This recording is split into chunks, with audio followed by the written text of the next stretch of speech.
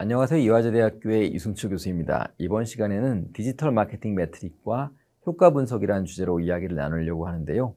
디지털 마케팅이 진행이 많아지고 있죠. 그러면서 이게 효과가 있는지 없는지 상당히 고민이 됩니다. 이런 고민들을 해결하기 위해서 다양한 매트릭이 제공되고 있는데요. 이것들을 우리가 어떻게 읽고 해석할 수 있을지 그런 내용들을 중심으로 강의를 구성했습니다. 이번 시간에 학습 목표를 한번 말씀드리려고 하는데요. 일단 디지털 광고의 종류가 상당히 다양합니다. 물론 그 종류도 늘어나고 있죠. 이 종류를 기본적인 것 중심으로 이해할 수 있도록 제가 강의를 하려고 합니다. 두 번째로는 디지털 마케팅 용어를 과금 방식이라고 하죠. 어떻게 비용을 청구하는지에 따라서 한번 구분해 보려고 하는데요. 이 구분 방식에 따라서 여러분들이 기초적인 디지털 마케팅 매트릭을 이해할 수 있을 것이라고 생각합니다.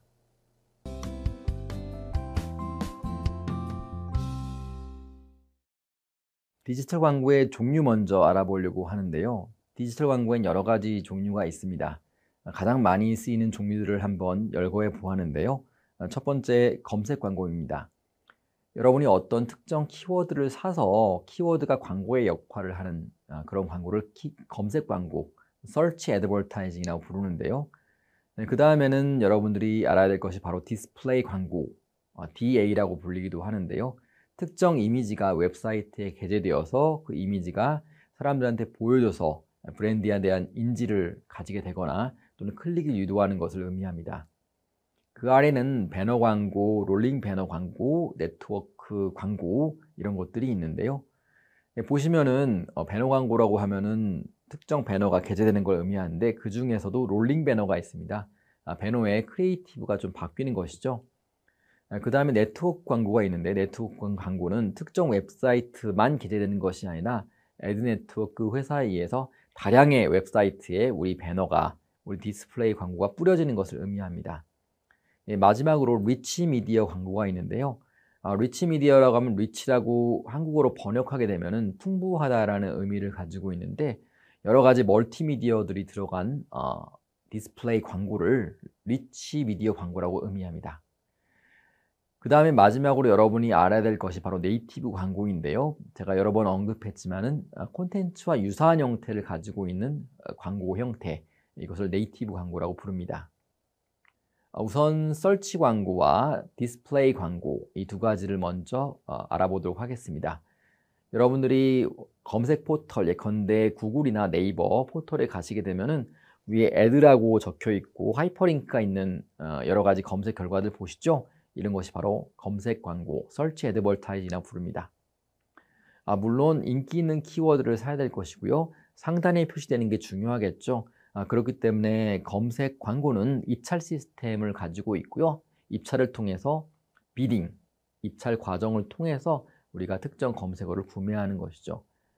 그 다음에 디스플레이 광고는 우측에 보시는 것처럼 여러 가지 디스플레이들이 보이죠. 배너들이 이런 것들을 의미합니다.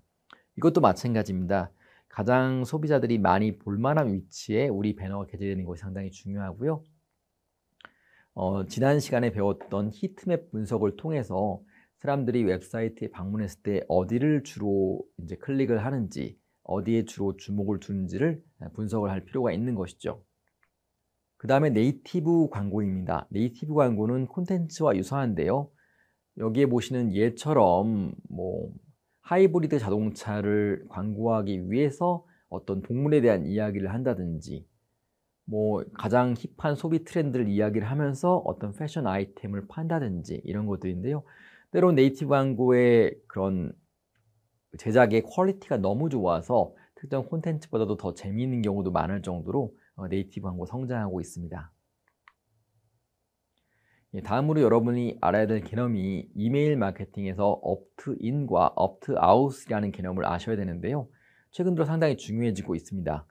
그 이유는 사람들이 개인정보에 대해서 더 민감해지고 있고 개인정보 관련 법제가 한국을 포함해서 많은 나라에서 강화되고 있는 상황이기 때문에 이메일 데이터베이스 마케팅 메시지를 수신하는 수신자의 동의, 퍼미션을 얻어야 된다는 것이 상당히 중요합니다. 옵트인이라고 하면은 어떤 메시지를 수신하는 사람이 개인 데이터 수집을 허용하는 퍼미션을 줬다는 의미에서 옵트인이라고 하고요.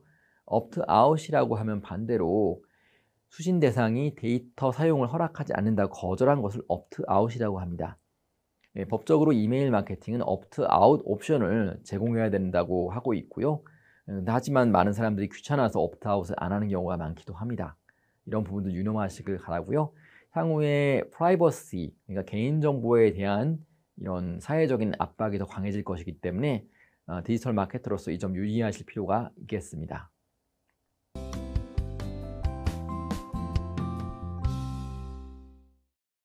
그 다음에 알아야 될 개념이 바로 효율과 효과라는 개념입니다. 효율, efficiency라고 하면은 경제학적인 용어인데요. 최소의 자원을 사용해서 최대의 결과물을 얻는 것이 바로 효율입니다. 효과라고 하면은 어떤 우리가 원하는 결과를 얻어내는지 안 얻어내는지만 체크하는 것이 바로 효과성을 의미합니다. 근데 문제는 효과적이지만 효율적이지 않은 캠페인들이 상당히 많이 있습니다. 그런데 제가 어느 정도의 인지를 얻기 위해서 디스플레이 광고를 집행을 했는데 분명히 인지를 얻었습니다. 하지만 우리가 들인 예산이 상당히 높았을 때 효과는 얻었지만은 효율은 떨어진다라고 이야기를 할 수 있는 것이죠. 자, 효과 효율을 제가 이야기한 이유는 바로 디지털 마케팅의 과금 방식에 대해서 말씀드리기 위함이었는데요. 앞으로는 디지털 마케팅 과금 방식에 따라서 관련된 마케팅 미디어 매트릭을 말씀드려 보겠습니다. 첫 번째는 CPC입니다. Cost per Click인데요. 클릭 하나를 만들기 위해서 들어가는 비용을 바로 CPC라고 합니다. 간단하죠? 광고비를 전체 클릭의 수로 나누기만 하면 Cost per Click이 나오게 됩니다. 높은 게 좋을까요? 낮은 게 좋을까요? 낮은 게 좋습니다. 그만큼 클릭을 만들어내는데 비용 효율이 좋다는 것을 의미하기 때문에 그렇죠. 많은 부분이 헷갈리는 것이 바로 그 PPC, Pay per Click입니다. 그러면은 앞서서 이야기한 CPC와 동일한 거 아니야? 네, 맞습니다. 동일합니다. 하지만은 CPC인 경우에는 비딩, 입찰에서 많이 쓰이는 용어고요. PPC인 경우에는 어떤 금액이 광고주에 의해서 결정되어 있을 때 PPC라는 개념을 씁니다. PPC라는 개념이 조금 더 고정적이라면 CPC라는 개념은 조금 더 유동적이라고 볼 수가 있는 것이죠. 그 다음 여러분들이 알아야 될 개념이 바로 CPM, Cost per Million이라는 개념입니다. CPM이란 용어가 상당히 재미있는데요. 1000회 노출 만들기 위해서 필요한 광고비를 의미합니다. 왜 1000회일까요? 네, 사실 이 개념은 전통적인 매체들, 예컨대 TV나 라디오 이런 곳에서 많이 쓰였기 때문에 그대로 가져온 개념이고요. 한 노출을 만들기 위해서 들어가는 광고 비용을 계산하는 대신에 곱하기 1000을 해서 1000회, 1000 임프레션을 만들기 위해서 들어가는 광고 비용을 계산하게 됩니다. 너무 숫자가 커지다 보니까 아무래도 1000을 곱한 이유도 있겠고요. 앞서 이야기한 것처럼 전통적 매체의 그런 용어를 사용하기 위해서 이렇게 1000을 곱한 그 이유도 있을 것 같습니다. 자, 보시면 CPM이란 용어는 상당히 빈번하게 쓰이고 있는데요.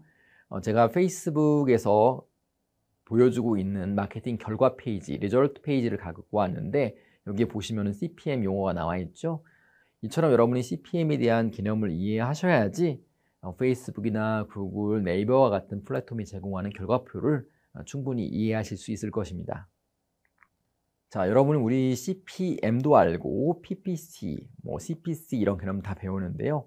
조금 더 나아가서 어떻게 하면 소비자의 행동을 이끌어낼 수 있을까 아마 관심이 있을 텐데 그래서 여러분들이 알아야 되는 개념이 바로 CPA, Cost per Action입니다. 또 간단합니다. 사실은 특정 액션이 뭐가 될지 모릅니다. 예컨대 사람들의 추천을 남길 수도 있고요. 코멘트를 남길 수도 있고 아니면은 실제 구매를 할 수도 있겠죠. 그 A를 이제 정의하기 다른데요. 어떤 특정 행동을 유발하기 위해서 들어가는 비용을 바로 CPA, Cost per Action이라고 부릅니다. 그리고 목표 타겟이 광고주가 원하는 행동을 할 때마다 광고비를 지급하는 형태로 과금되고 있는 것이죠. 자, 그 다음 개념은 바로 CPV라는 개념인데요. Cost per View입니다. 과거에는 많이 안 쓰였지만 최근에는 많이 쓰이는 개념인데 그 이유가 바로 유튜브와 같은 소셜 비디오 플랫폼 때문에 그렇습니다. 영상 광고를 한 번 시청할 때마다 광고비가 소진되는 형식으로 사용이 되고요. 주로 유튜브 같은 이런 플랫폼에서 제공하는 결과 페이지에서 볼 수가 있습니다. CPB가 이것도 마찬가지죠. 낮으면 좋습니다. 그래야지 조금 더 효율적인 유튜브 채널이라고 볼 수가 있는 것이죠. 다음으로 여러분들이 알아야 될 개념이 바로 CPS라는 개념입니다. 이 개념은 바로 Cost per Sale을 의미하는데요. 클릭 후에 구매가 발생했습니다. 광고를 클릭했고 구매가 발생했을 경우에만 광고 비용을 지불하는 것입니다. 보통 매출에서 특정 퍼센트를 떼어가는 형식으로 과금이 되는데요. 많은 이커머스 사이트가 이제 생겨나고 있고 그리고 경쟁이 과다되고 있죠. 그리고 라이브 커머스라는 방식으로도 이런 콘텐츠가 직접 세일즈에 주는 영향이 커지고 있습니다. 그래서 CPS라는 개념도 최근에 많이 쓰이는데요. 구매와 직결되어 있다는 점에서 상당히 의미 있는 개념입니다. 그 다음에 모바일 매체들이 많이 일어나다 보면서 CPI라는 개념도 쓰이고 있는데요.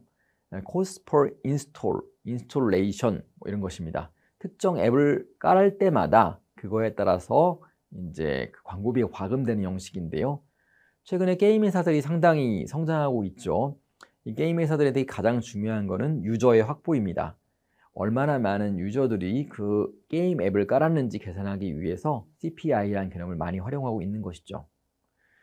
CPA와 CPI가 어떻게 다른가요? 라고 물어보는 사람이 있을 텐데 CPA가 더 큰 개념이고요. 그 안에 CPI가 있다고 보는 거죠. 그 액션이 여기서는 인스톨, 그러니까 모바일 매체에 앱을 까는 것이라고 정의되었다고 볼 수가 있는 것입니다. 오늘 여러 가지 이제 용어들을 많이 배웠는데요. 이 용어들이 좀 복잡해 보이긴 하지만 기본적인 개념은 효과와 효율을 다루고 있다는 점에서 크게 어렵지 않을 것입니다. 여러분이 전통 매체를 다루거나 아니면 디지털 미디어를 다루거나 여러분이 오늘 배운 이런 개념들만 충분히 이해하고 있다면 대화하시는데 또 업무를 추진하시는데 큰 어려움이 없을 것이라고 믿습니다. 그럼 이것으로 이번 강의를 마치겠습니다. 감사합니다.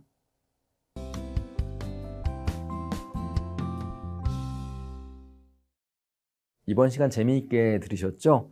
이번 시간을 통해 생각해 볼 문제를 몇 가지 정리해 봤습니다. 구글이나 페이스북 또는 국내 플랫폼인 네이버나 카카오의 광고 사이트에 방문을 하시고요. 가서 과금 방식에 따른 광고 상품이 어떻게 다른지 또 금액은 어떻게 다른지를 한번 확인해 보시길 바랍니다. 물론 다 아주 큰 플랫폼들이지만은 그들이 제공하는 광고 상품도 조금씩 다르고요. 또 과금 방식도 약간 다릅니다. 한번 그 차이점을 직접 찾아보시길 바랍니다. 두 번째로 각종 SNS에 방문해서 디스플레이 광고라고 하죠. 이렇게 그 이미지가 나와서 롤링되는 방식 또는 고정하는 방식으로 제공이 되는데요. DA 광고와 네이티브 광고 사례를 한번 찾아보시길 바랍니다. 찾아보시고 이 광고 방식이 효과적인지를 스스로 한번 진단해 보시길 바랍니다.